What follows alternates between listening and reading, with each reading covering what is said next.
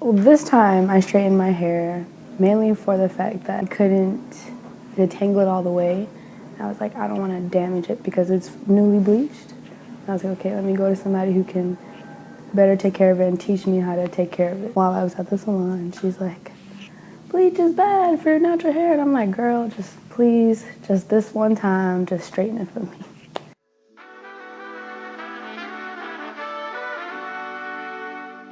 But normally I don't straighten my hair. No one has really come at me about my straight hair. I guess the people I'm around, they're a little bit more understanding, but whenever I was doing research on natural hair for like my own knowledge when I was trying to do it, they would just bash anyone who went back to anything chemical.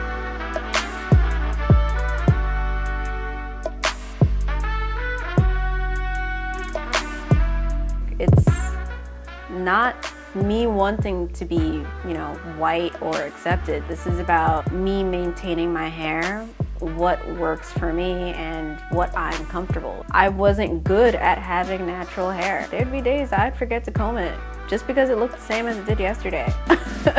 And that wasn't good, that was bad. Usually I'm the one that's attacking people for straightening their natural hair. It's like, oh my God, heat damage.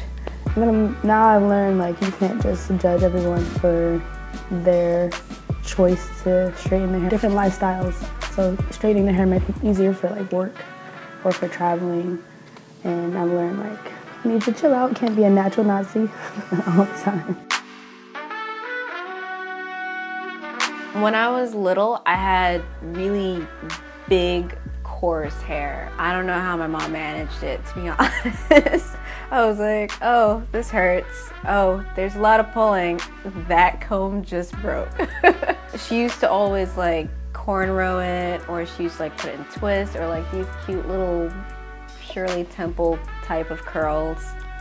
And it was just always cute. I loved my hair, but I went to a school where everyone was like Guyanese or Trinidadian. It was weird because I was seeing all these girls with like silky black hair just flowing down their back, and I just had my like cute little braids with beads.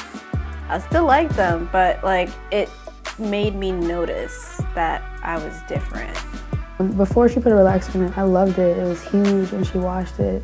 Tons of curls everywhere. I thought it was like the best thing in the world. For my mom, it was a small burden because she had carpal tunnel, and her hands, over time, braiding my hair hurt. So then we go to the hairdresser. I guess from a young age, I was a little oblivious, so I didn't really care that there was a relaxer. I didn't really know what was going on, except that my hair is straight.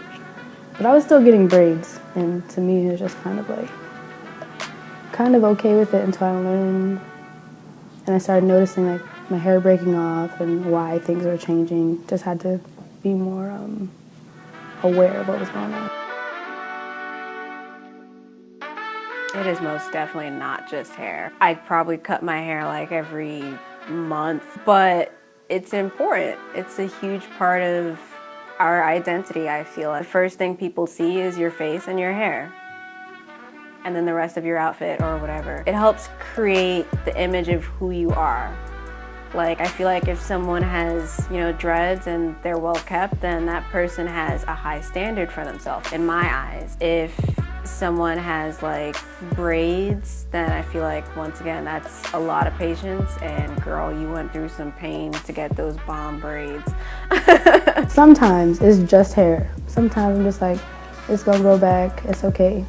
But it's easy for me to say that now because I'm almost 4 years in. Before, when it was only an inch long, it was like, oh, I miss having my ponytail. I was like, all right, but you learn to love yourself when you don't have something to hide behind. If there's one person that I can't excuse, oddly enough, it would have to be my priest. Whenever he greets me and my family at church, he'll be like, oh, hey, Mrs. Rodney. Oh, hey, Selena's brother. And then he'll look at me and he'll be like, oh, hi. My mom, she's really proud of my hair because she knows that I put a lot of work into it. So she's always pointing out like, oh, look at what she did with her hair this time. And she'll be so excited. Yeah, look at her hair. Like, she did it herself. And the priest looked at me with like this disgusted look. And he was like, yeah, I can tell. Definitely do not like when people say like, oh, it's nappy. Or like, I look like broccoli. Some like crazy connotation. They'll just give me some crazy thing. Or you look wild, or why would you show up looking like that? This is me. You're gonna accept me for me. This is my hair. I didn't ask for your opinion. Some people have to learn that they just shouldn't open their mouths because it's not up to them. What can I possibly do? Granted, I'm not going to church for me. I'm an atheist. But my family is religious, so I don't want to openly create that animosity and then have it linger with my family, because they're the ones with the reputation, not me. I don't want them to be known as that family with the daughter with the reckless mouth who cursed out a priest. It's not like I did this crazy dumb thing where like my hair is muddied a million colors and like I came to church with it spiked in every single direction making me look crazy. No, I was like this, I was neat, and he still looked at me like I was some kind of alien. Getting a relaxer is difficult because there's so much science and tiptoeing around it. If I make the wrong move, considering I have my hair processed twice, then that could be the end of my hair. Like, the bottom line is that it's easier for me to maintain, and on top of that, the colors for my hair are more prominent. Like, I can organize them a lot better than if I still had an afro. No, not at all, because this is about to change into something even lighter and blonder, and then it'll probably go from gray to pink. I'm about to hit it with all the colors. As an artist, I feel like color just helps to define who you are and how you can express yourself. Or will you be able to take care of your hair and like as its DNA has been changed chemically or non-chemically? You just have to show extra love sometimes. Not really. Like, the first time I ever dyed my hair, I was 17 and it was green. It was like Emerald City green. But I loved it. Having natural hair, I did have a huge appreciation for it, but I didn't feel like it was very me. Straighten our hair, and I like that color, so I'm gonna dye it green. I just never looked back. I just kept going with it because it just makes me so happy. Like, the more colors I see, the happier I am. Because, like, who wants to live in a world of black and white all the time? My go-to products would have a lot of different assortments of just natural oils. When I'm doing my hair, even though everyone's like, oh, her hair isn't natural, she probably doesn't use natural stuff. No, natural stuff is what's keeping my hair together right now.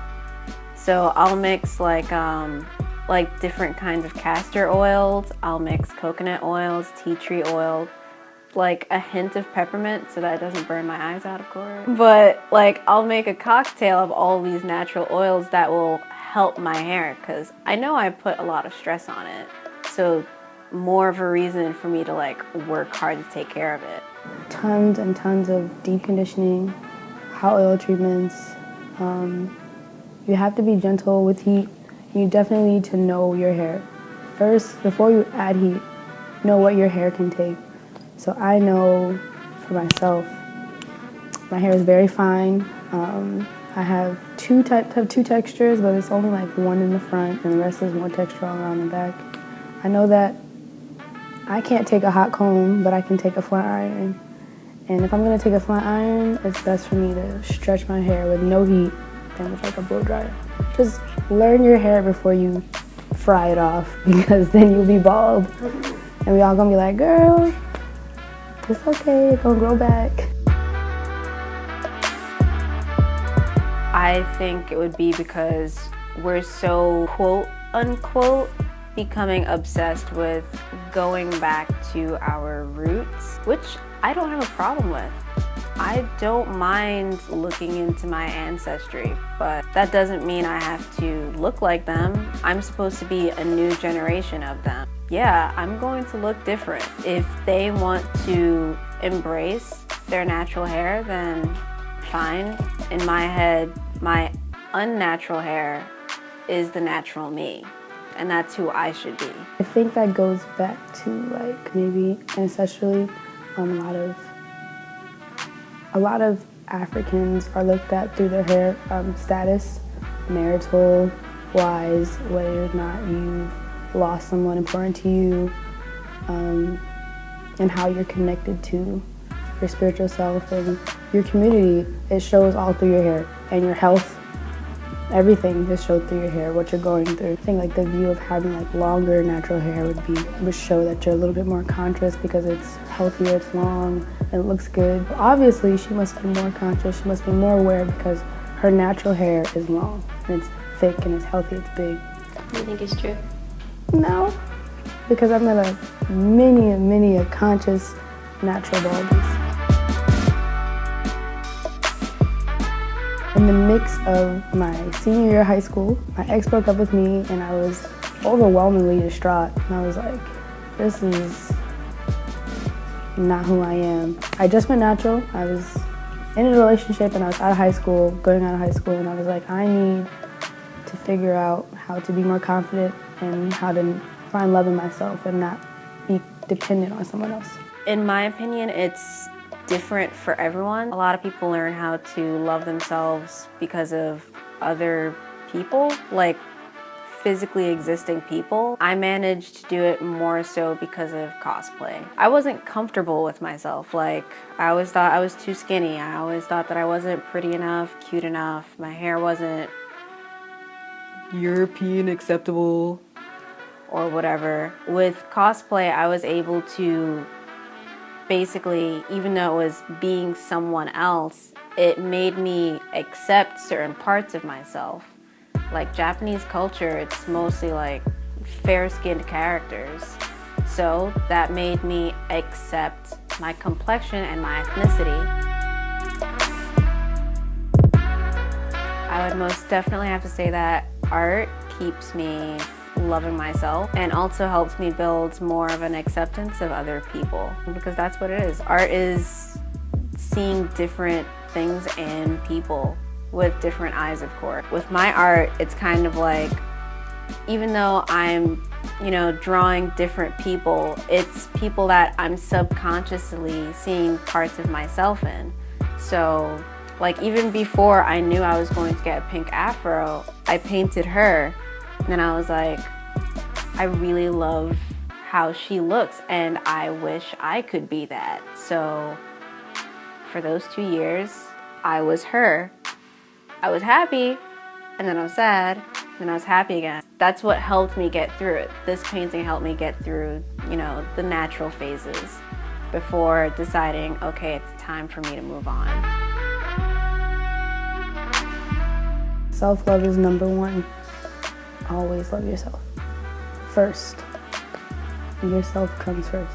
Self-love to me is confidence. The world will always come up with new ways of giving us reasons to dislike ourselves. So we have to be the ones to adapt. Like 1 minute, skinny girls are in style.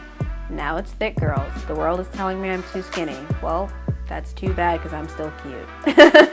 It's adapting. It should be. And then self-love should also just be, being comfortable. Look at yourself in the mirror and tell yourself that you're beautiful. Tell yourself that you love yourself, that you look great every day. Every day. Just be like, ooh, who's that? That's me.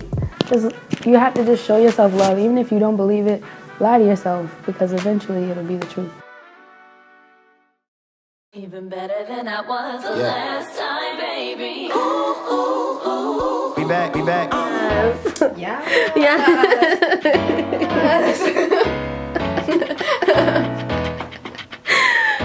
Hopefully this, I'm just praying for the best. Keke Palmer? I definitely get that out of her. And then I met met her, and the joke was that she